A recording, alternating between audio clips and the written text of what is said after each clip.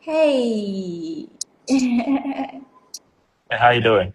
Can you hear I'm me? good, Charles. Great, great. Yeah, I'm good. I'm good. I'm just about getting in a ride and heading to my house and just joining better. I'm just a few minutes away. Yeah. But hey, we could have the conversation. We could take that today. Okay, all right. Hello, everyone. Thank you so much for making the time for another episode of Creative Ascent series, an online series by Meraki Channels, a Kumasi-based creative media and digital marketing agency that is passionate and dedicated to amplifying local creatives, businesses, and entrepreneurs. We are looking at a topic or theme that is very timely, the role of technology in amplifying our creative voices. We have Charles and Jemima. I think Jemima is having trouble Getting in. joining. Charles is a Ghanaian photographer whose lens blends fashion, editorial, documentary, storytelling. He currently is based in New York City. Has worked with top publications like Vanity Fair, NAB, the Human Rights Campaign, and so on and so forth. Yeah, he's making us proud in New York. I don't know why this is. I like to start with an icebreaker just to, keep things a bit light Yeah. and fun. So I want you to share with us what's the one tool or app that, okay, Jemima is Mhm. here, that you secretly cannot do without a tool or app. Um, an all-rounder for me would have to be Notion. I Yeah, love that. yeah, an all-rounder for me would have to be Notion. Particularly about it's not particularly with photography or videography or filmmaking or Mm, designing or anything else. It's just productivity wise, it just keeps me there. right, right. It In terms just of put me in even a space where documenting your files documenting and stuff. yeah, managing Exactly. projects and stuff like that. I love Notion too. Yeah. Jemima, can you hear us? Well, the very first app would have to be Instagram, Oh, and the other app would have to be Lithium. Lithium is a book reader app. I read a lot of books, so right. that's those are my two most go-to apps on my phone. Okay. Well, you were supposed to mention one, but I like that you mentioned two. That's cool. Yeah, so if you just joined us, you've not missed anything. And so you can share with us what's a one tool or app that you cannot do without. And then while you're at it, we'll get right into the conversation. Jemima, your video is buffering. Can you hear me? Okay, that's fine. All right, so I'll start with you, Charles.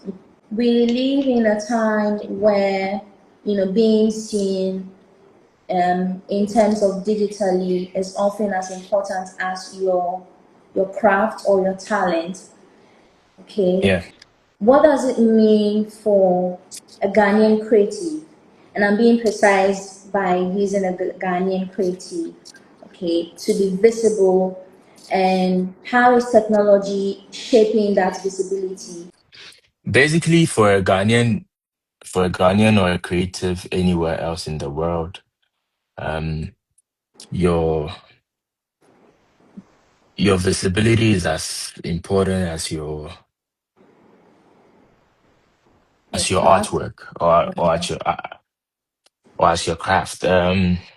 What I've noticed over the years is visibility is no longer limited to where you live because now you could basically be in Ghana, literally be in Ghana, with physical network or not, you can have a whole network globally.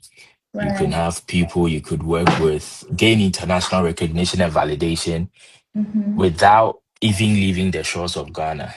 Right. So it goes beyond just being known physically in person or something, because technology has made that possible. So yes, it does mean a lot. Your visibility does mean a lot because it shapes how people globally tend to understand your art form, your creative workflow, your Yeah. craftsmanship, because you might be the best out there in your circle, but until Yeah. the world gets to see you and gets to connect with you, you you are just in your shell.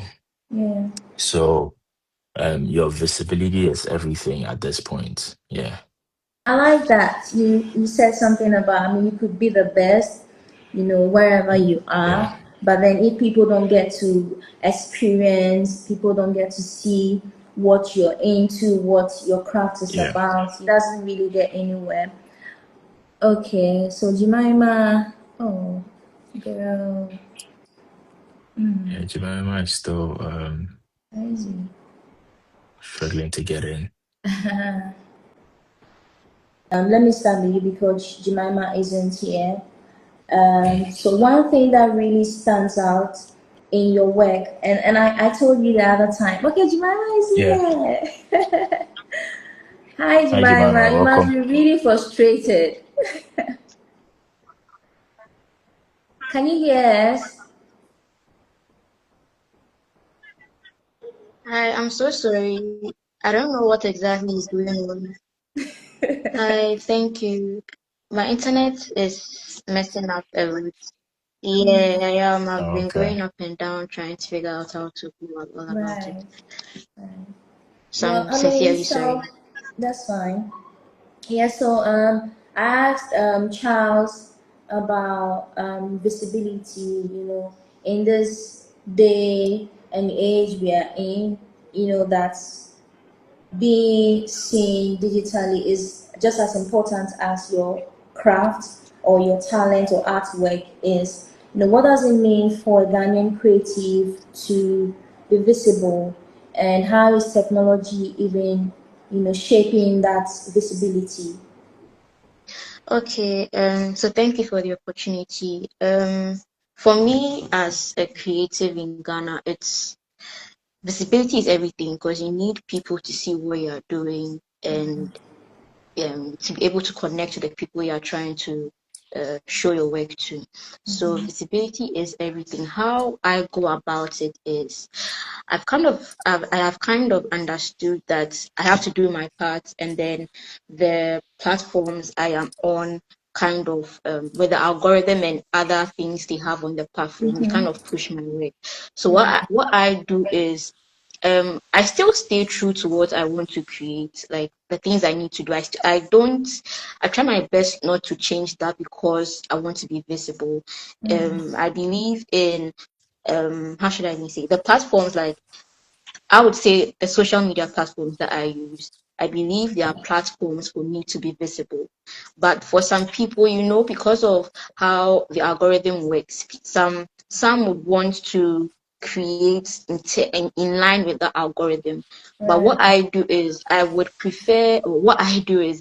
just create what I create, and then it's my job to strategically place my work in such a way that it's connected to those that it needs to be connected to. So one way I do this is the way I caption my work, the music I add, those little things that will push my work to be visible to all those around me to be visible. Yeah, and I think that is really brilliant because then it brings my mind to something that I actually was going to ask a bit later, about algorithms, and so I okay. So let me start with you, Charles.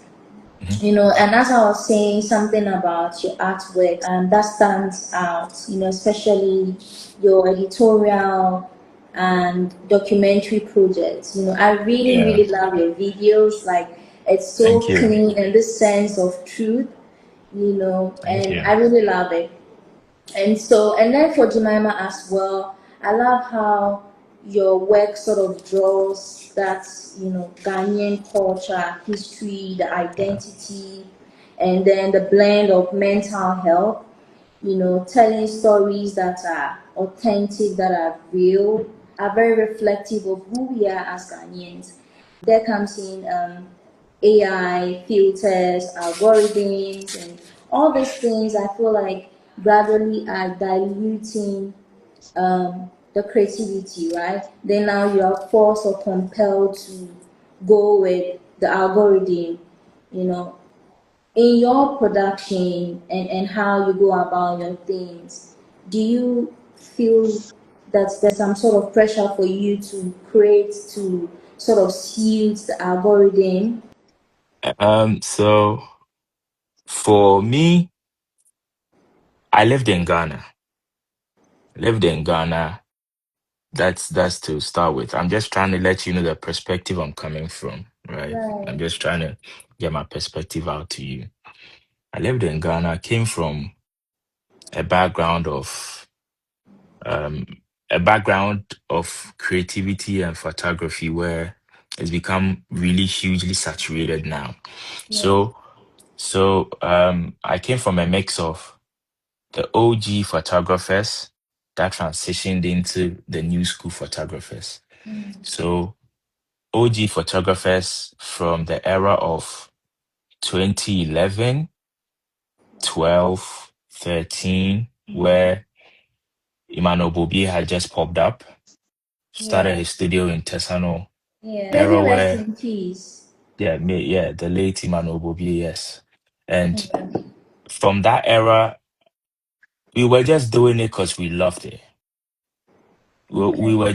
were just creating dope stuff because we could.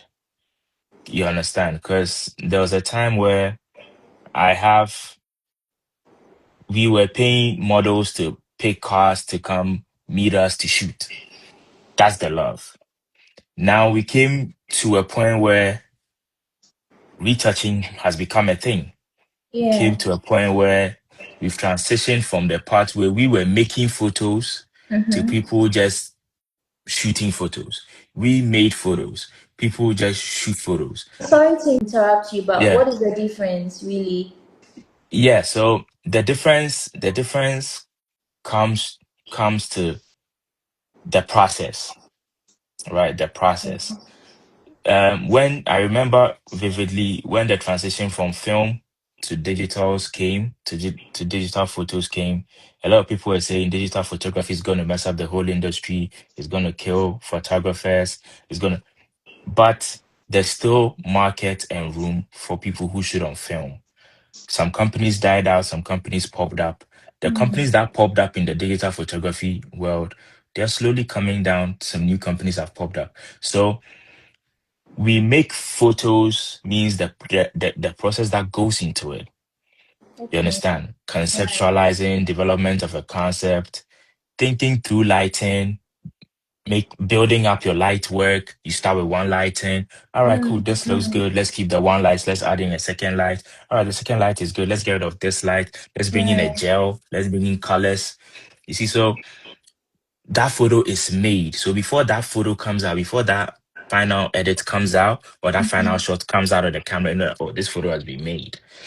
And we came to a particular position where people were boiling down on what everybody posts on their Instagram feed. Now people want to just look, they want their work to look so much like someone's work they've seen in Nigeria, like someone's work they've seen in the States, they've seen in the UK. Exactly. Yeah. So we had role models, but we did not depict the exact shooting styles of these role models. We tried to carve our own. You understand? Okay. So to come to the topic of AI, there's this thing I always say: algorithms should not define you. Do not let metrics define your skill set or your identity. It's the Yeah. same way I bring that to AI. AI should not define your identity. Algorithms and metrics are just to reward. It's just to reward trends. If your photo blows up, that's a reward, but it Right. shouldn't be the goal. You understand? Now to the part of AI coming to take over, I feel and I strongly believe, and I really stick to this. It's just the same way we transitioned from film. We transitioned from film to digital. We transitioned from being in the red room, editing pictures lively, like retouching Yeah. in real Yeah. time in a Mm-hmm. red room, to Photoshop, to Adobe Lightroom. You Mm-hmm. understand? It's the same transfer. Now AI is growing. The difference is that transition was smooth and unnoticeable, but now it's transitioning aggressively. Right. It's transitioning aggressively. It's a good thing and it's a bad thing.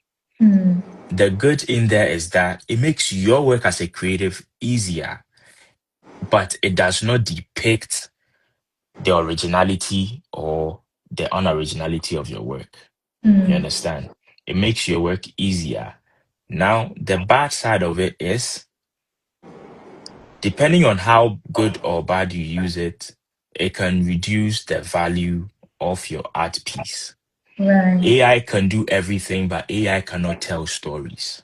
Mm. AI cannot tell the manifestations and the testimonials of farmers in Bolga Mm. or farmers in Sola in the Upper West region.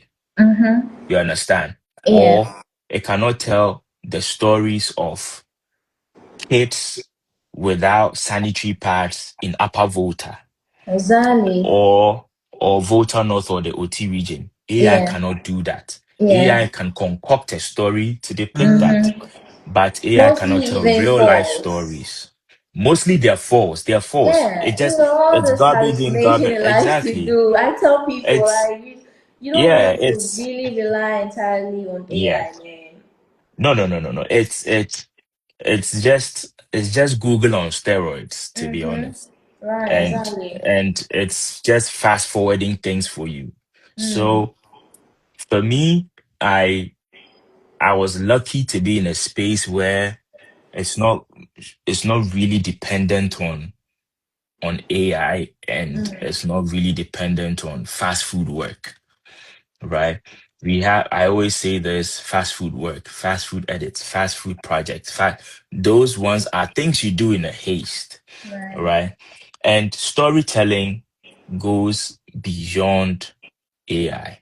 Yeah. So no matter the type of project you're doing, no matter the type of creative space you're in, if you're able to put in your storytelling, AI is just to make your work better and easier. But you should not let it define the originality of your Of work. your work. That's what I genuinely think. You just put that you so brilliantly, really. Hi, Jemima. Hello.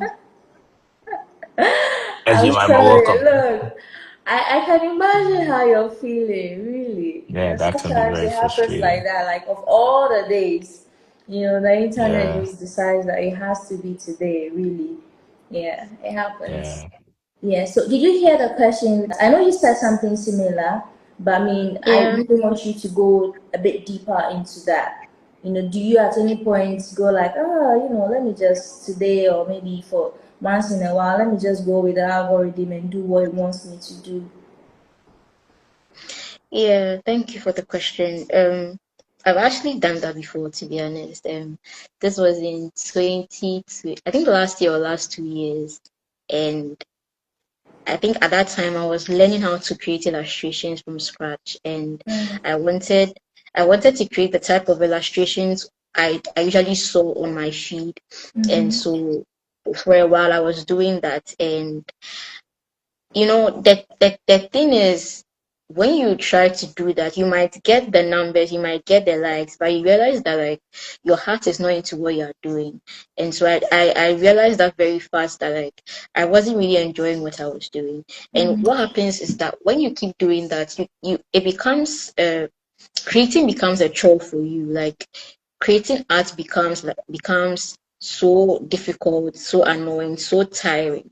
And that's not how a creative process as a creative should be. I mean, if you are doing something you enjoy and it becomes tiring, if you are doing something you enjoy and it becomes tiring, No, it's fine. Just go ahead. yeah. So I was saying that with creating in line with an algorithm, you might get the short term likes and all that, but it doesn't sustain you for a very long time. Yeah, Right. yeah. Yeah. Okay, so Samuel is suggesting something. Can you see that Mm-hmm. comment? Yeah, he says I should try and turn the phone off.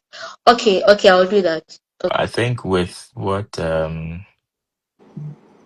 what with what was happening with everything, it makes so much sense because I I've been in that space before.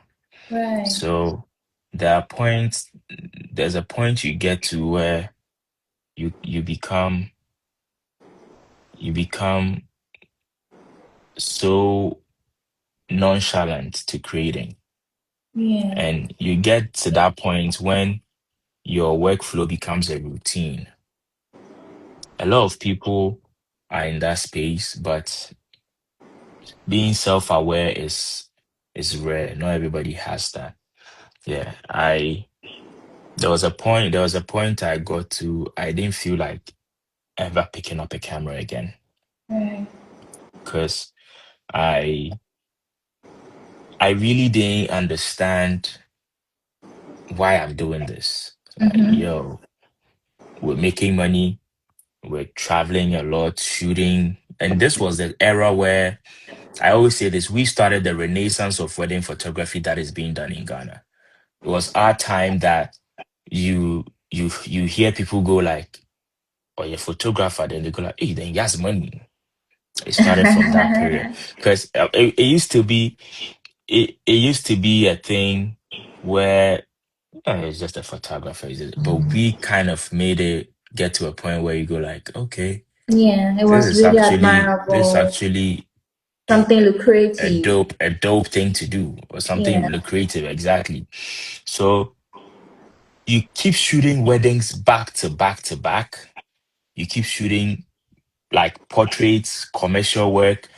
You keep going back to back. Now it starts feeling routine. And once Was it it starts because, feeling, sorry, Mhm. but was it because that was what was trendy then? Yes, it was exact. You see, it was trendy then, but the clientele also had a role to play. The clientele, it took a lot of like forming and forging for some of us to be where we are now. The clientele we were dealing with back in the day, they want the same thing their friend at the office had. You understand? So That's so screw typical of, a lot of Ghanaians, like me pe copy, wavy, copy. all right? Me pe wavy. So Uh-huh. screw you and your creative thing you're trying to bring. I tell Put it you. aside. I want what you did for Akwesi. I want what you Yeah. did for Belinda's wedding. You understand? I Yeah. want what you did for this other client of yours. I like how you shot their photos. I want the same Right. thing. I like how you guys Right. did their video. I want the same thing. So now it becomes a routine. I had a crew. The crew keeps going back and forth. The Accra, Kumasi, Takrady was there at some point. Cape Coast. We kept moving all around. Now it's become a routine. There is nothing fun or About nothing it. worthy to shoot again.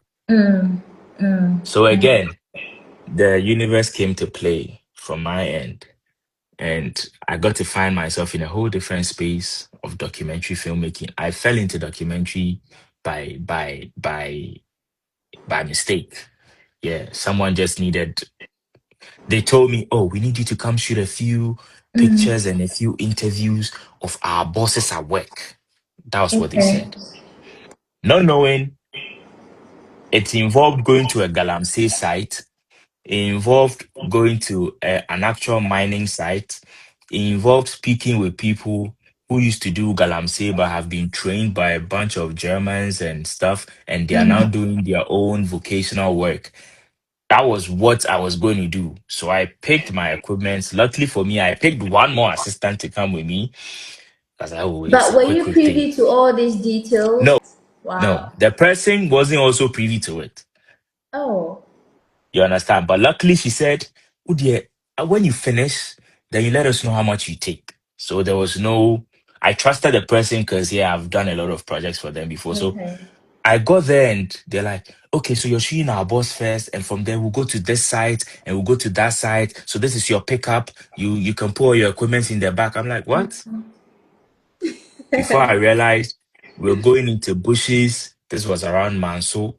We're going into bushes and stuff. These things, when I came back with all the raw footages, now I have the interviews done. Luckily, I had a microphone, did the interviews, did the photos, everything. Now I'm like, how do I put this thing together? Right. I had to learn storytelling. Luckily for me, they had it was a longer delivery time, so I had some time to learn things. Then I put out the first documentary, and it was for them, and they were like, "Oh, this is brilliant!" But here's the thing: I went back to the mentors I knew I could learn from. You see, this was a time where YouTube tutorials had gained some sort of notoriety. You could learn from people. So you had some people who were really dear to us that we learned consistently from.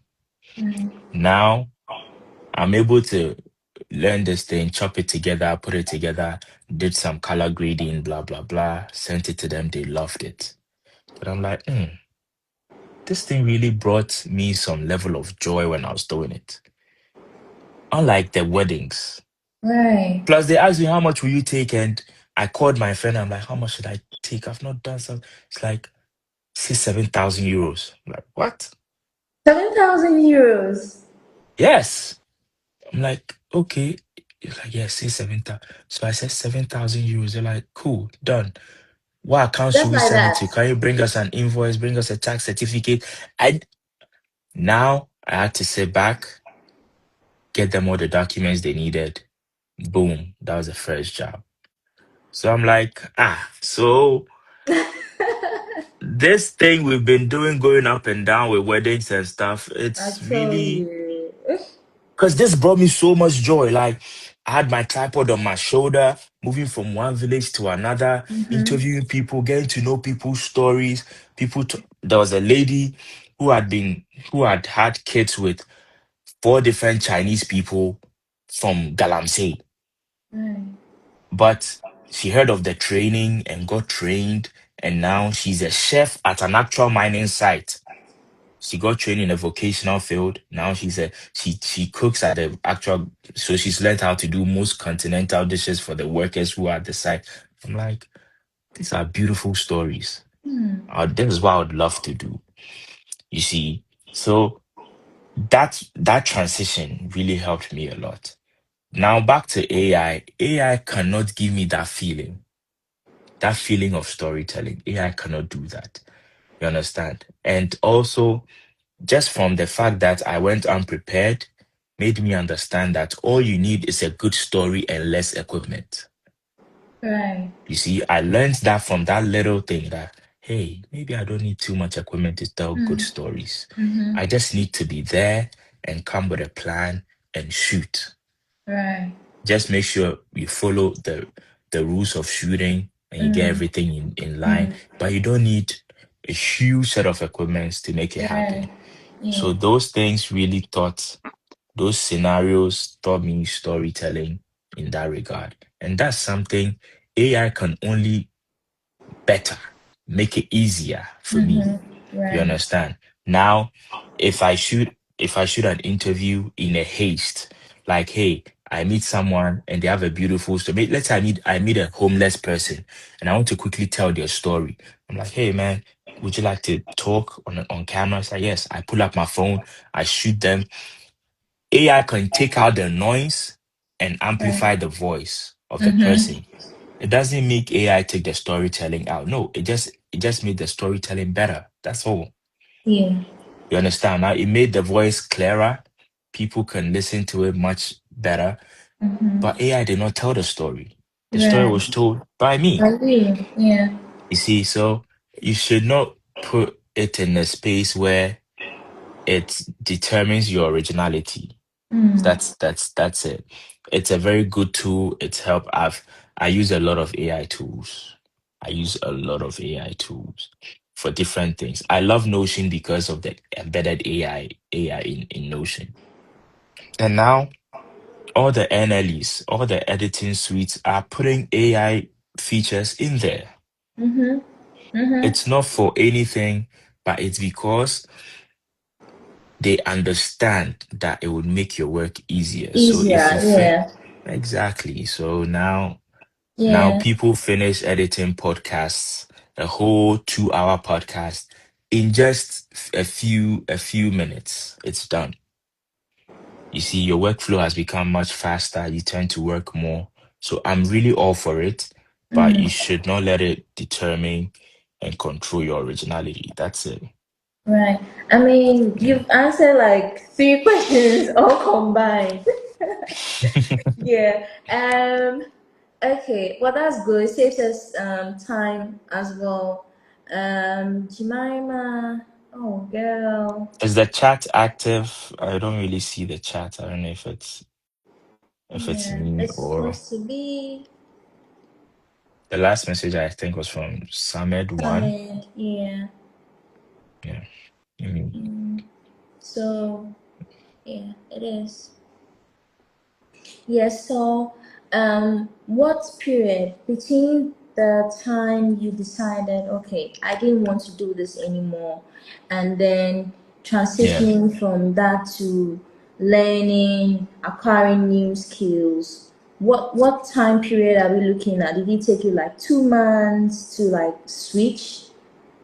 Um, it was it wasn't an immediate like, hey, I'm dropping this and come. No, I was still there because I mean we needed to pay bills.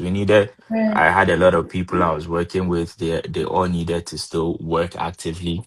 I mean, if you have found your new passion, they haven't. So we still Exactly. need and we had a pretty good wedding run. We had a pretty good wedding run. It kept happening. We kept doing. It Mm. was and it was concurrent. Whilst I was doing these other things, I was doing the The others. other one too. Then it came like music video came in along the way. Music videos came in. Did tons of music videos. Um, Yeah, I now know you you did had to a do bit of that, but did you start the music yeah. video when you were in Accra, or you started even while you were in Kumasi? Started music videos in Accra. Went to Kumasi and came back to Accra with it. Yeah, All right. yeah. Hi, Jemima. Hi. Oh, okay. Well, you didn't miss much, really. I mean, Charles has been sharing a lot with us about the whole algorithm, his work journey, and all of that. There's something about you and your creative journey, how that started, that really struck me, because you started creating because you had lost a cousin of yours, right? That was how it started for you. And it was out of grief. You were creating from a place of grief, and you started editing with your phone. Then now you're creating intricate designs and pieces on Photoshop, right? I Yeah. mean, I want you to walk us through briefly how it started for you and how this whole upgrade um, into, say, digital tools impacted your process. Okay. So like you said, I began creating art because of grief. I lost my cousin just around 2019, and the following year we got into the lockdown, and I needed an outlet on how to go about with my grief, and I Right. found art. Um, so I downloaded PixArt. It's a mobile app. It Yeah, allows you to miracle create set. arts and all that. So I began Yeah. creating, and at the time I was watching a lot of anime. So I began creating a lot of art inspired by anime. And I put it out there, people liked it, and I just kept doing it for a while. I wasn't doing it, to be honest, I was just doing it because it just felt nice to do something, to have my hands do something. There wasn't, at the time, I didn't really think of it even going anywhere, to be very honest with you, because I was still in the university at the time, and there was genuinely no passion at the time for art. I was just creating. And then I got my first laptop around December at the time. And The same I year. installed, yeah, that same year. And I had Photoshop, and I began experimenting with digital collages. So I would print pictures from different the free stock images, and I'll just create one picture with it. Mm. And I was Oh, actually wow. liked it. I genuinely enjoyed it. And for me, when I began creating art, I did some research, and I wanted to create art that was inspired by Ghana. I did not see a lot of that when I started out, and I wanted to be able to do that. So Right. that was actually the main reason why most of my works are Ghana centered, because I want, like, 5, 10 years from now, if somebody wants to see arts from Ghana, at least one of my artwork should be in there. To be That was there. that was my main goal. And I grew up in a very in a very like, my in the house we have a lot of, like, Edim class symbols, and my mom Yeah, I know sews you as well. mentioned So I your was, mom, so she's a yeah, seamstress. Yeah. so I was brought up in that very, those things were, like, always in my mindset. So, like, Mm. subconsciously they found their way into how I created as well. So Right.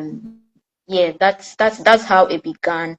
At the moment, I use Photoshop and Illustrator.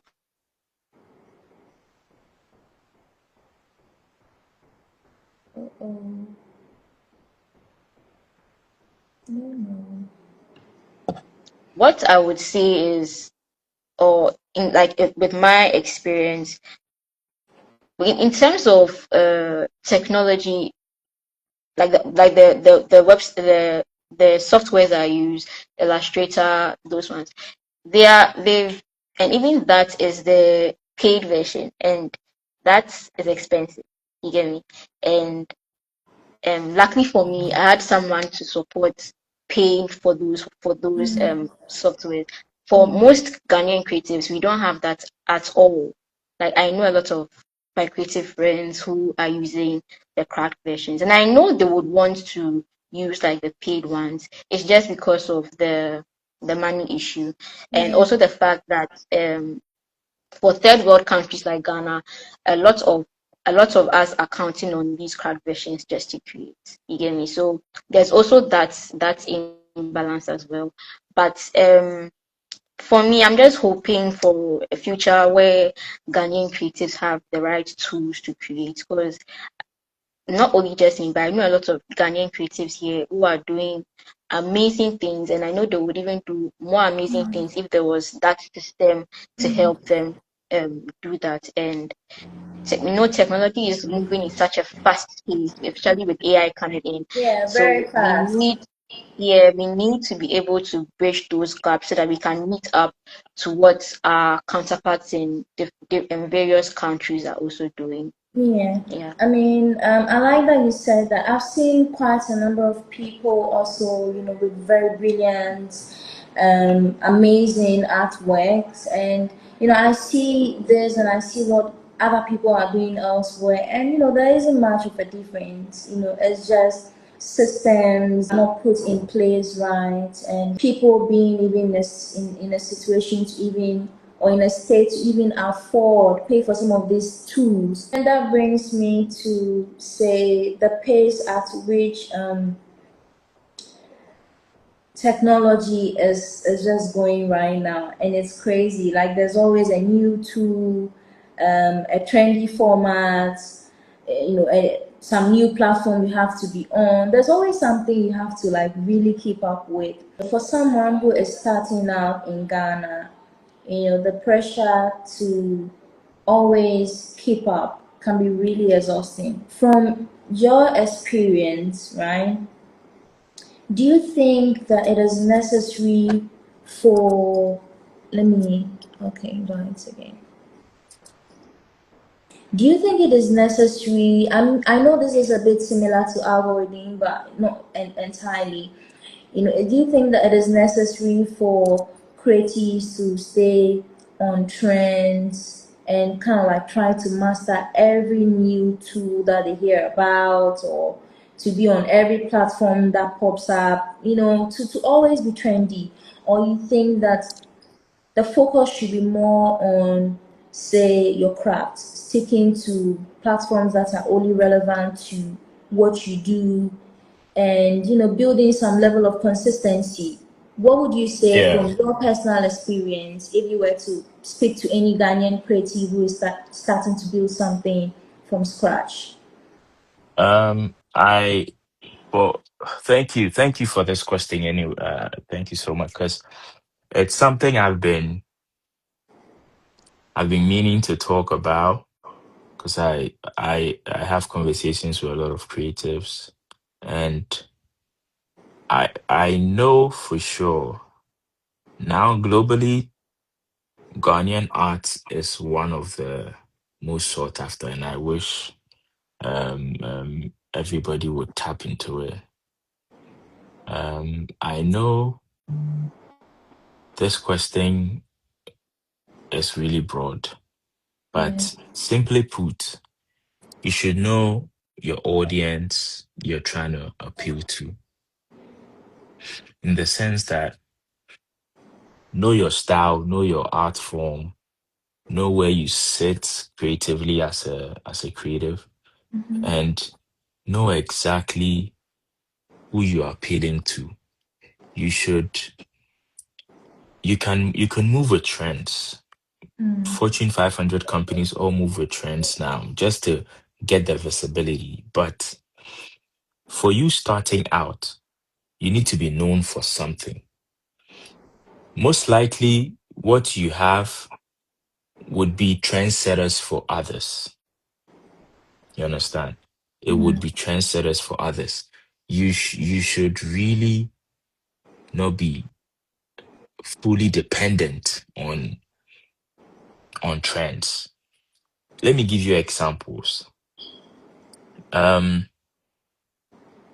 when I started doing documentaries, I brought that into weddings. So I did a few weddings where I documented it like a documentary.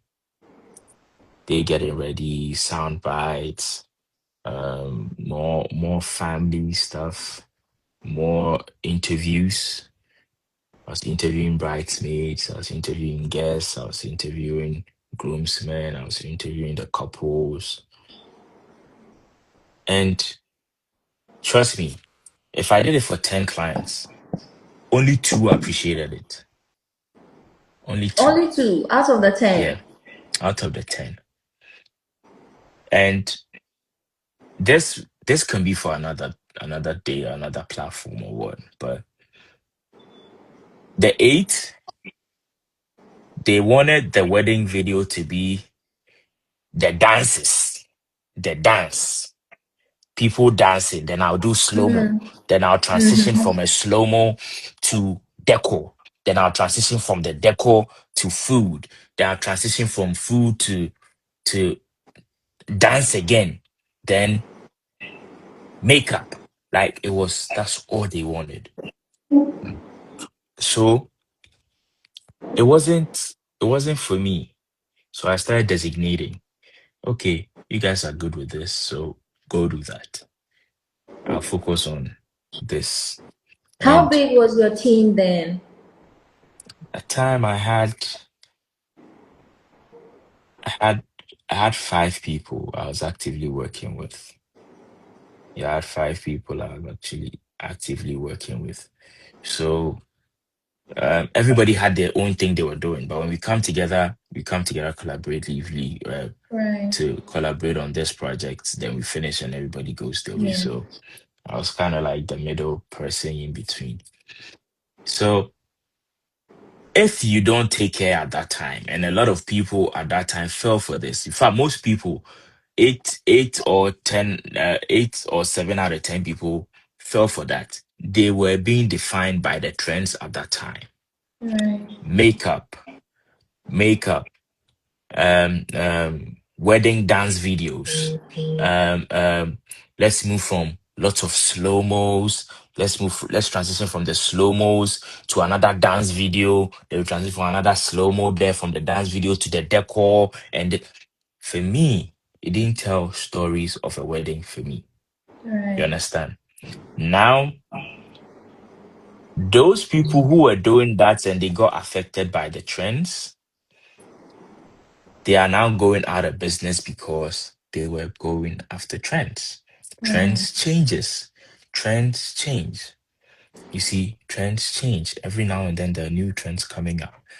You No, might not but be able if to keep if up. if you're going, your goal is to be the Mhm. trendy type. You want to go after the Yeah. trend. Then you should definitely catch up, right? If today it's about Yes. slow mo, you do slow mo. The next time is about Yes. makeup. You Yep. you you make sure that you're keeping up. Yep. But they And now weren't you doing should be that, able to keep up. No, obviously. you should be able to keep up. But here's the thing. Here's the thing though. I keep using the weddings as reference because there are other trends in other aspects of my creative work, but I keep using weddings as because that's what's most relatable. And now that's where a lot Okay. of people are, hey, I want to be a wedding photographer. They're taking 20,000 Ghana cedis per event. You see that kind of thing. So I keep Yeah. using that as a A as an reference. example because Yeah. as reference because here's the catch. Now the clients, you're doing 5 clients in a month. Let's say you're doing 4 clients in a month, or let's say 3 clients in a month, and you're delivering these trailers and stuff. You have a team. These clients are like, no. So now we want to get someone dedicated to give us those things. So now they bring in someone who comes in with a phone and holds it like this, and he does those slow mo things with an iPhone, Yeah. and Yeah. he gives it to them fast food. You understand? He gives it to them like fast food. Right after the Yeah. event, boom, they have it. They put it out there to trend. Now you have to catch up, so you're losing yourself creatively. Now Right. you don't sit down to analyze images again. You understand? You don't sit down to go to build collages. At first, we used to build collage. You build collage. So when we used to design photo books, if you remember photo books Yeah. from weddings, you got okay. So here, the father smiled when he was looking at his daughter. Let me put that here. Next photo, the husband also smiled at the wife. Let me put that next to the father smiling to the. We used to build that in your head. So when you go to events, you're curating the images in your head. You're doing storytelling in your head without even knowing you're doing storytelling in your head. Right. But when you keep following these trends, you start losing those thoughts. Now it's all about going in there, putting what's trendy out there. Now you're losing your originality. And you know the funny thing? Global dominance does not rely on trends. Okay. I What's like trendy in that. Ghana is not Global trendy. dominance Yeah. does not rely on No, it doesn't. trends. No, it doesn't. No. What's trendy in Ghana is not trendy in New York City. What's trendy in New York City is definitely not trendy in Ghana. What's trendy in Ghana might be trendy in Nigeria. What's trendy in Nigeria might be trendy in Nigeria, in Ghana a bit. But you see, it moves from place to place. Now we are looking at having global dominance as creatives, having our work move beyond our geographical location. So if you are following trends that are in your visible in your visible location, your physical space, you're falling behind. You see, you're definitely falling behind. So, but being original, being a one of one of yourself, telling stories that are one of one would make you stand in the middle of 100 people, 50 people in a place like New York and say, "Hey, come look at this story I shot," and start. You see this girl? She rides a bike, or I'm about to post a photo from a storytelling piece I did. This girl, she rides a bike every morning to that village. Then you flip, next photo, to that village to go fetch water every day. She does that and she comes home every single day with 2 buckets of water on her bicycle.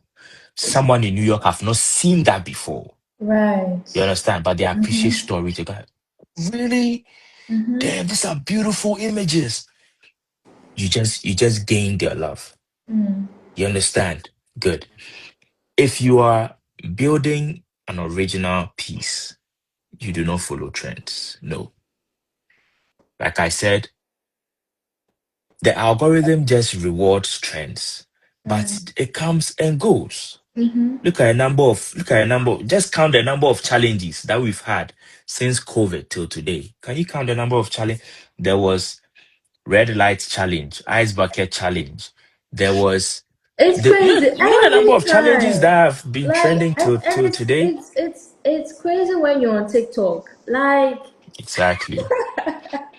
Photography styles we've had trendy for there was a time in photography, if you have any photographers on the line or on the live listening, there was a time in photography globally, yeah. high-speed sync photos were trending. High-speed sync photos. Jemima even just Everybody, added. She said, "Yeah, mannequin challenge." mannequin challenge, thank you. You see, now go and stand in the middle of the road like a mannequin. People would think you're crazy. Like, and this was just a few years ago. Like, Crazy. what's this dude doing? You see, so there was a time everybody was shooting high speed sync. High speed sync was the order of the day because this was the time. If the photographers here, they might relate to it better. This is the time. Um, Powerful strobe were being battery powered. Right? This is the time you had Godox bring out the whole AD series. You had Profoto following with the BB series because these strobes were powerful, but they used to be a studio thing. Or before you could shoot with them, you had to carry a battery pack, like huge batteries along. But Right. now, but that time, we started having them with battery powers. So high speed sync on outdoor photography became a thing. Everybody wanted to shoot to overpower the sun. So people were you see the background with a lot of bright, sunny looking backgrounds in the sky and stuff. Yeah. Golden hour type of images. And Yeah. that was trending at that time. If you join into that trend, perfect. Your photos will move. You get the likes. You get people say, "Oh, this is stunning. This is amazing."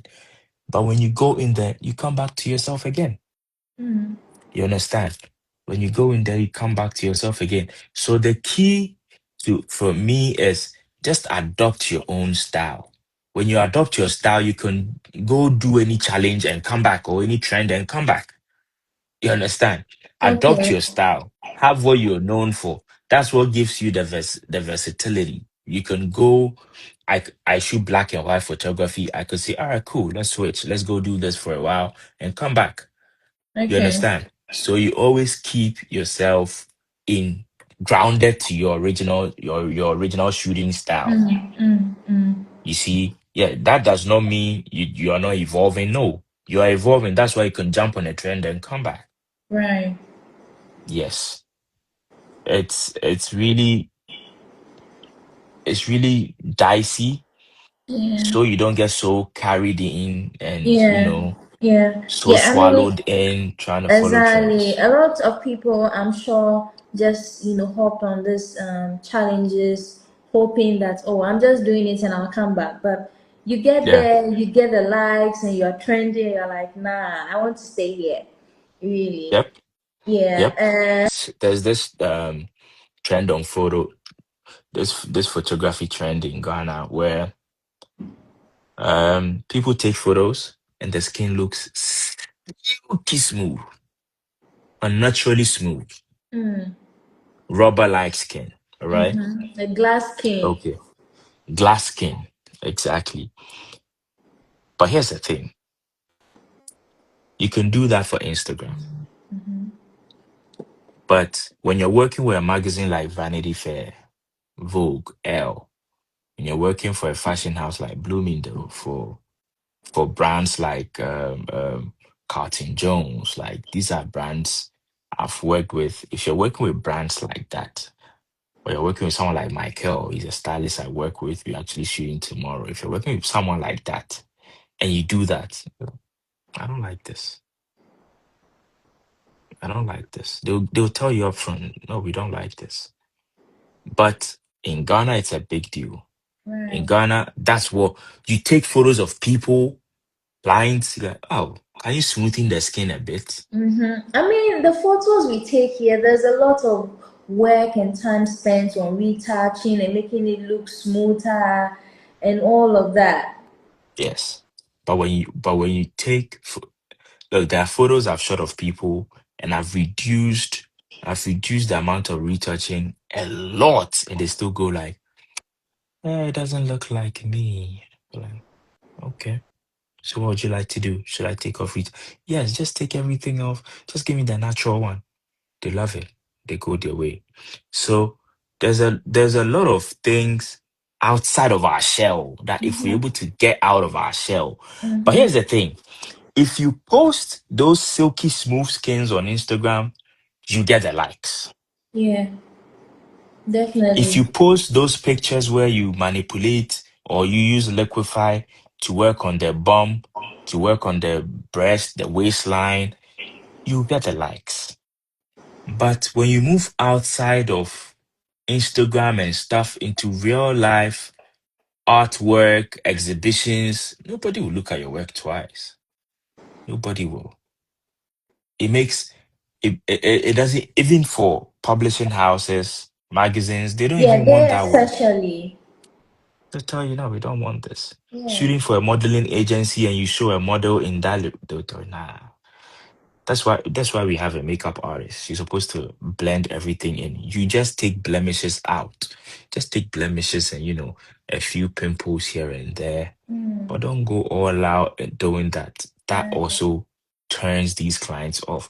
We all had to ground ourselves not to get swallowed in by these trends going on. Yeah.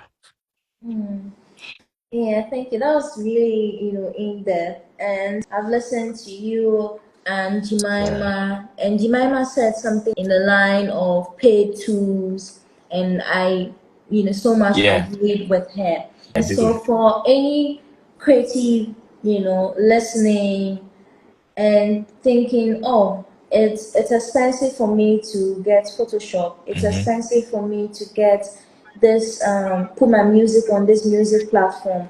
It's expensive Yeah. for me to purchase this tool, because sometimes a yearly subscription can go like $150, sometimes 200, 198. and it's a lot for them because they are Yep. new and they are not making a lot of money to Yep. even want to invest in something like that. Invest And in then that. sometimes Yeah. some people, it's not like they don't even have the money, they are just tight fisted because Mm-hmm. they are thinking, I'm not making any money to invest this That's the much in thing. this, Yeah.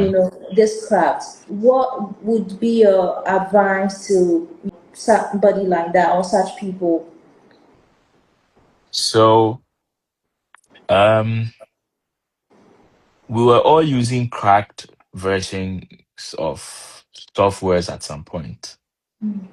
I Photoshop 7, white screen. There was no option to choose between a white background and a blacked out dark theme. Everything was white, and we were getting it for free from torrent sites and stuff, getting it cracked and using it and all of that.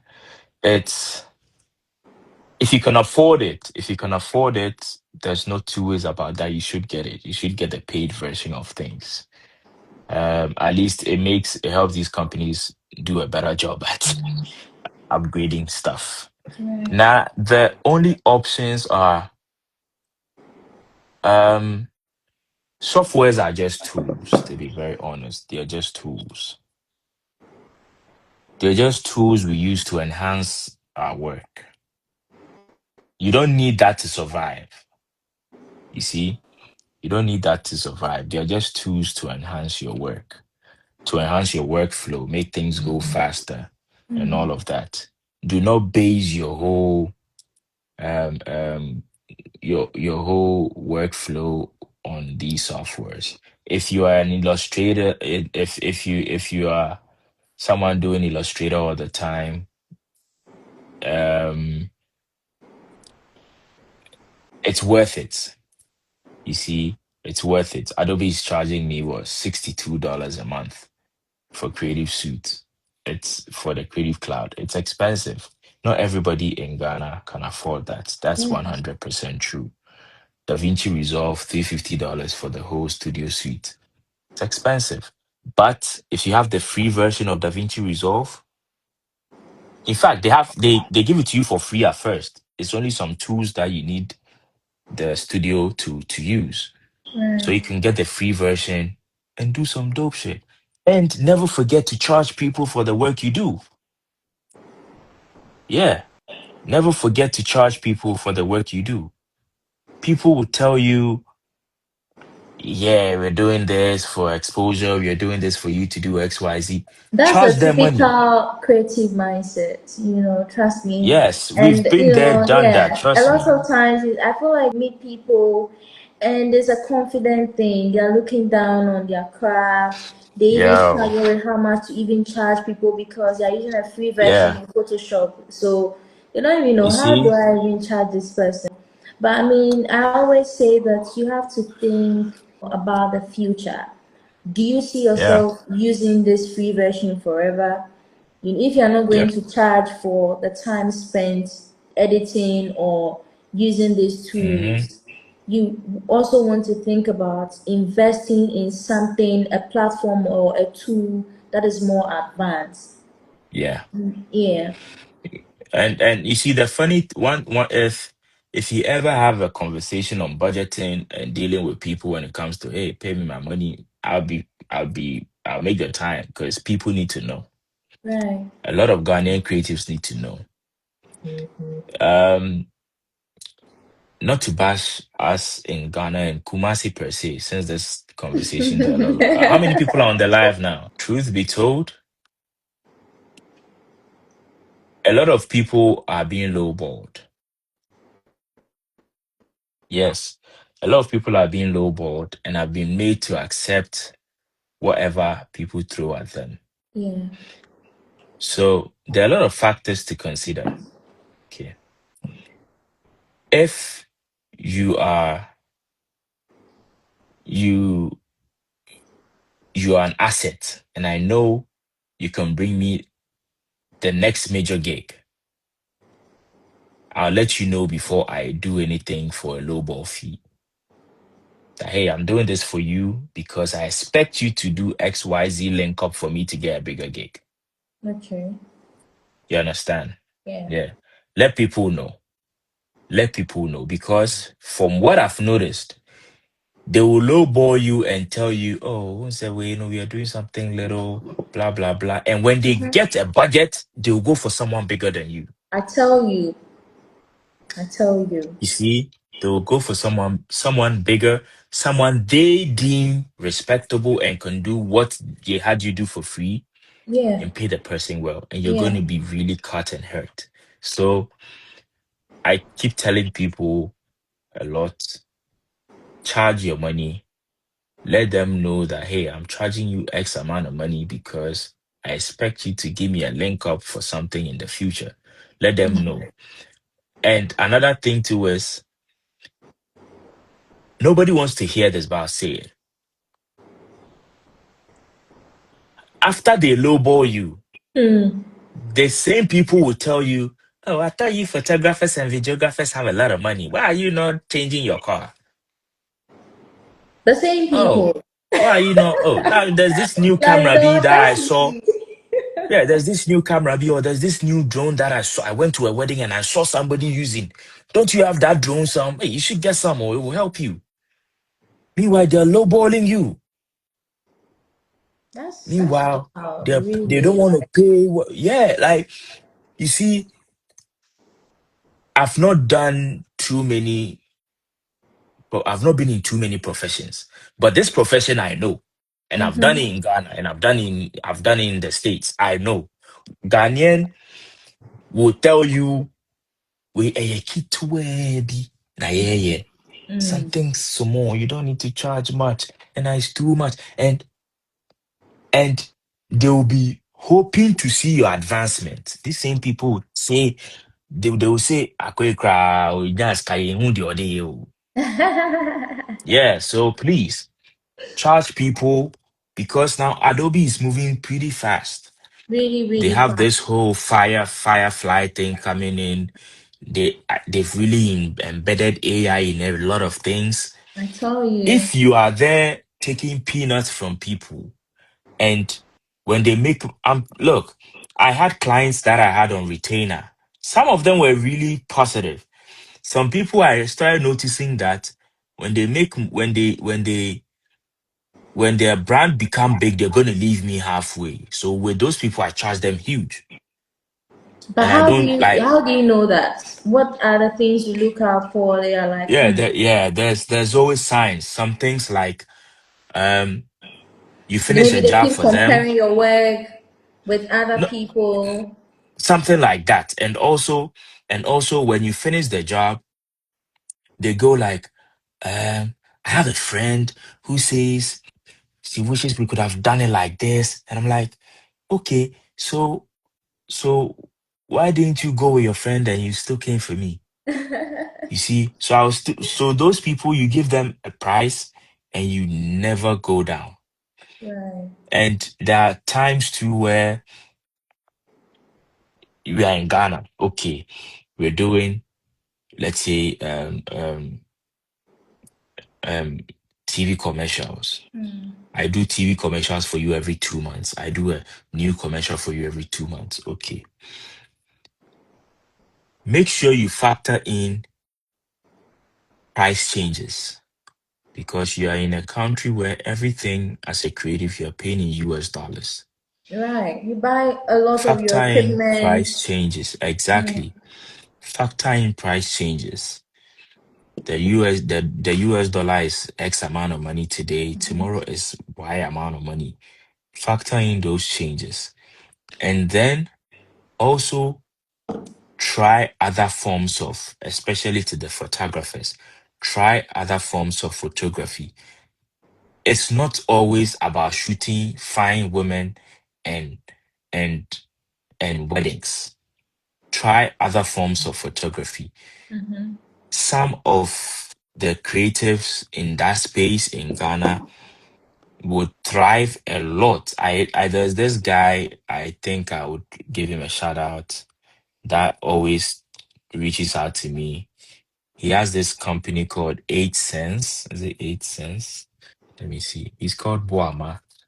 I don't know if he joined the live because he said he was going to join. I think he registered.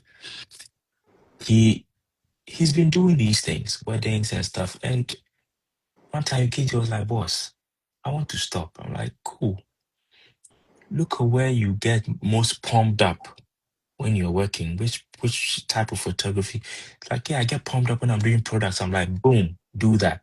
And now he's doing good. He has retainer clients that he shoots their products all the time. Shoots both photos and videos all the time. Expand your scope. Expand your scope.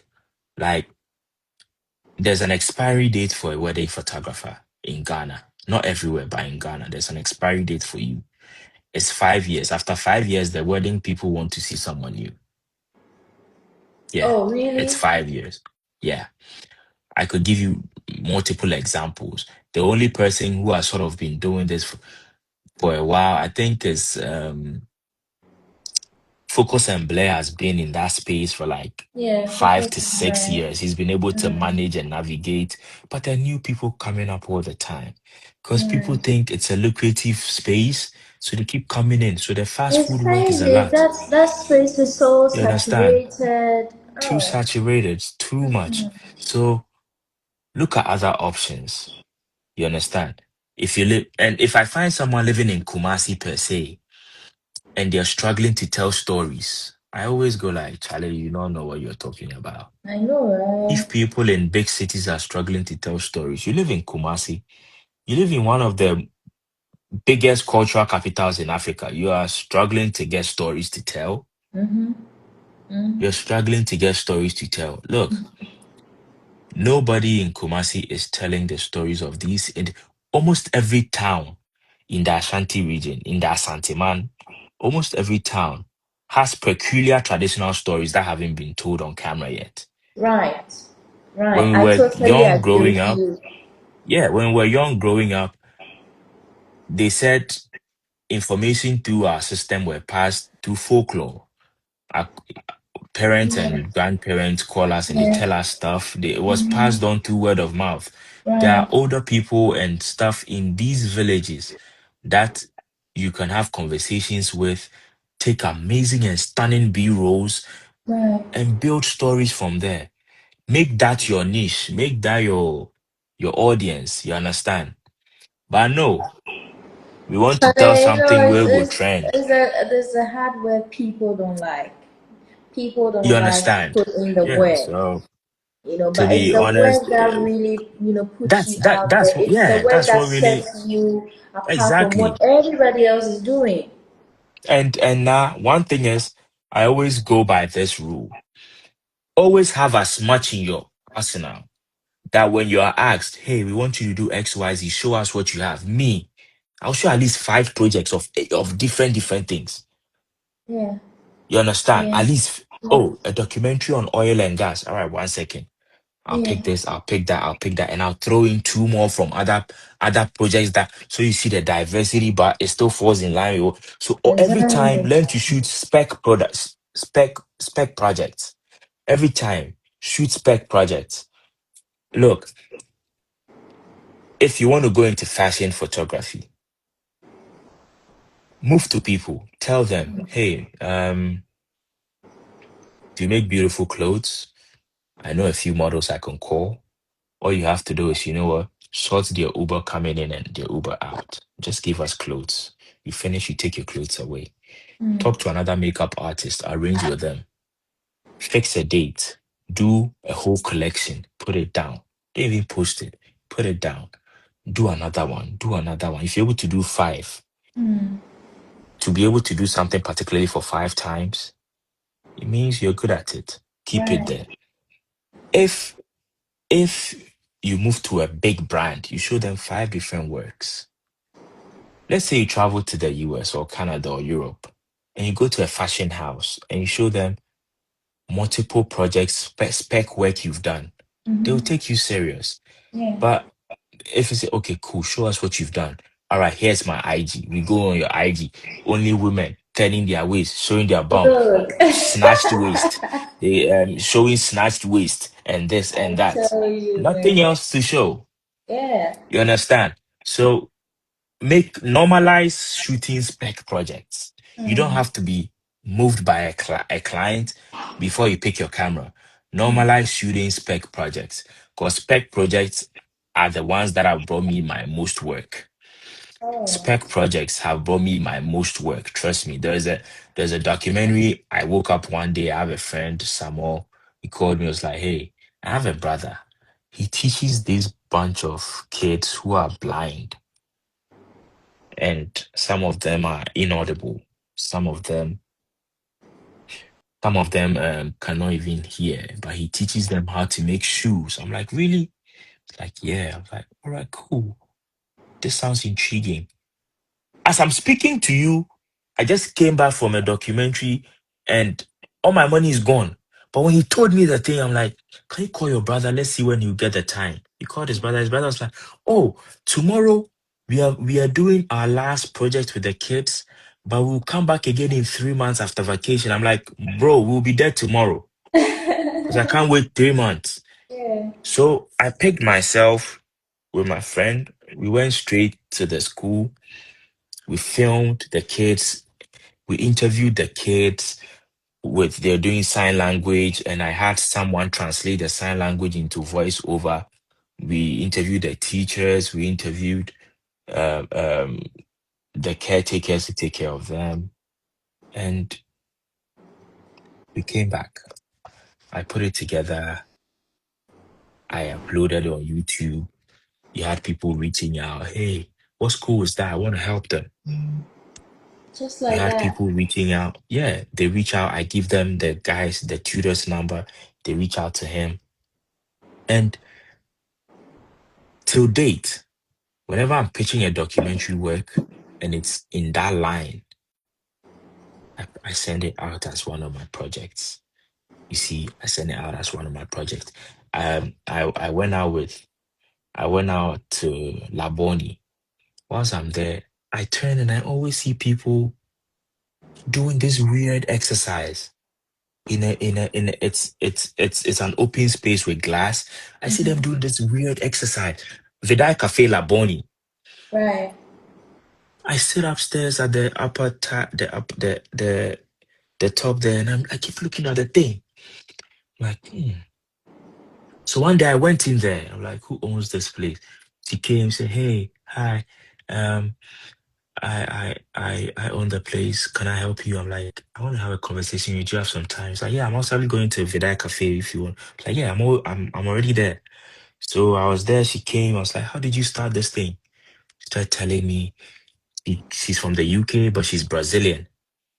She's Brazilian from the UK. Came back during lockdown. She got stuck in Ghana, and she used to teach Pilates. In I didn't know anything about Pilates. Like Ghana boy, what I know about. I don't know anything I about Pilates. I know know. here before. So so when she said, oh, it's Pilates, blah blah blah. I'm like, oh, okay, okay, cool. I was acting like I've heard it before. Then she was like, so when she got locked down in Ghana, she was like, all right, she might as well start teaching Pilates here because she's never seen anybody do it. Mm. Then she rented out this space and she started. I'm like, would you like to tell me your story on camera? I'll come by. I was like, yeah, cool. I'm expecting a few people.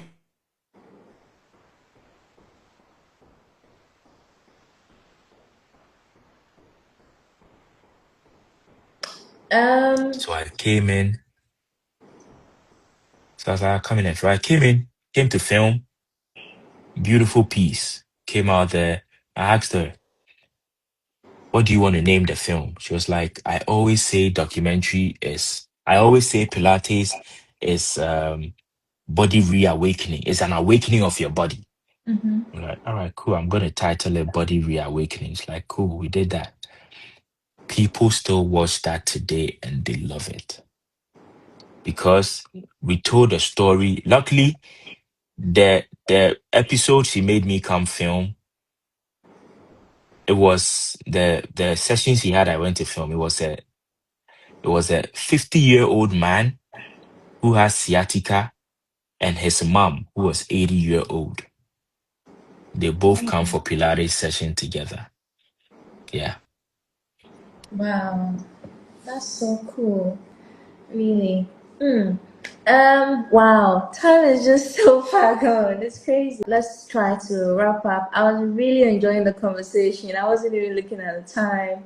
Yeah, Yeah. but for a lot of creatives in Ghana, who are wrestling with feeling seen and even contemplating, oh, maybe I should move out of Ghana because maybe I know a few people who are doing Yeah. photography and they're really thriving, they're doing so well. I mean, you yourself, Yeah. really, and they want to leave everything here and invest in Yeah. traveling abroad.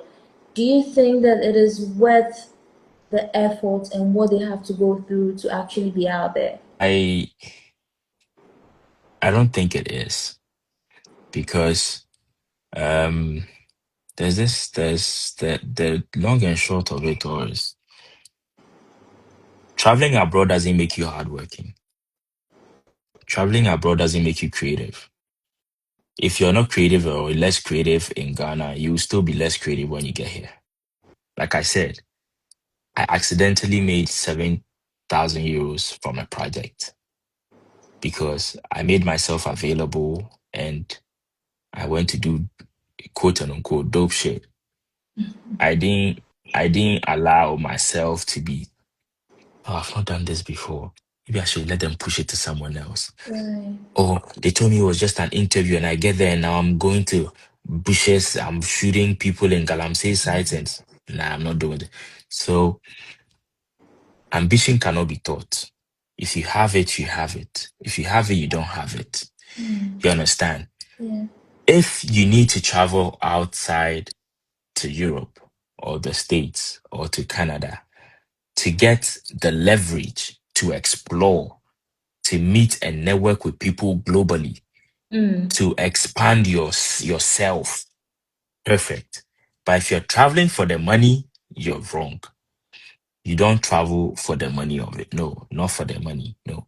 You Mm. travel, you travel to see a whole different level of creatives, Mm. to learn from them, to show your pieces. So even if you want to travel or relocate, first start doing some very dope projects in Ghana. Something you can Right. come and show.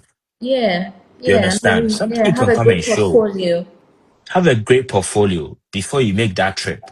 When you have an amazing portfolio and you make the trip, things move fast for you. Mm. You understand? Yes. I'm not gonna lie. First time, and I'm very these are the few platforms I'll come on and I'll be this open and speak this openly. You never find me explaining myself too much. So when I get to a place, when I moved out to the States first, people go like, this guy doesn't talk, but when he goes out, he just kills it and he's always in a hurry to go home. What are toys in his house? Like, that's me. I come and I just want to do my work and go home. Yeah, go home.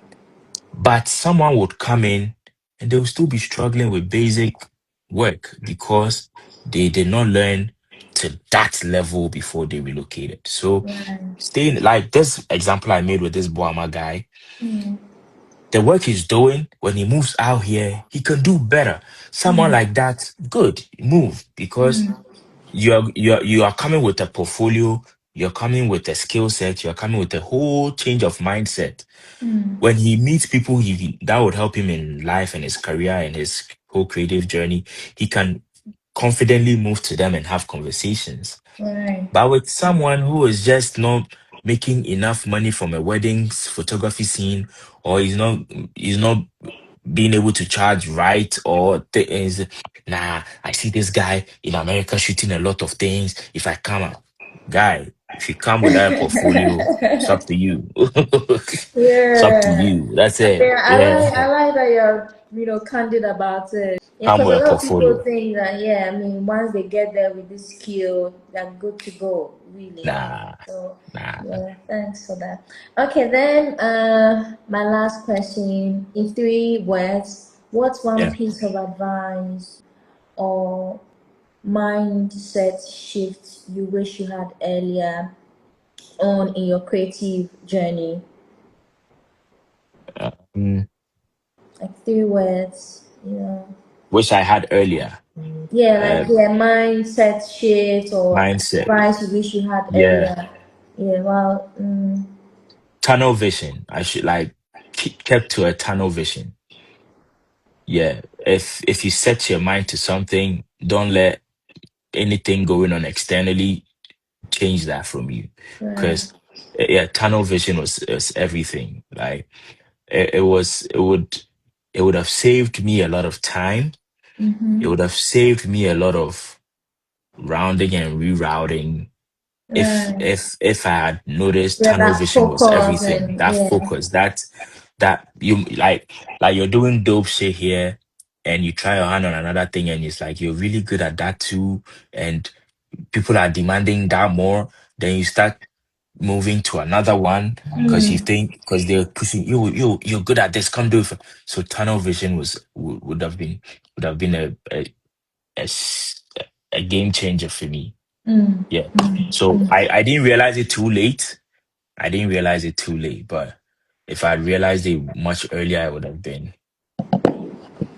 I been think that's something brilliant, else. Yeah. really. Yeah, because people try to be, jack of all trades, try to be Yeah. everywhere, and Yeah. not really seem to have one particular goal or aim. And so, yeah, Yeah. I think tunnel vision is just out.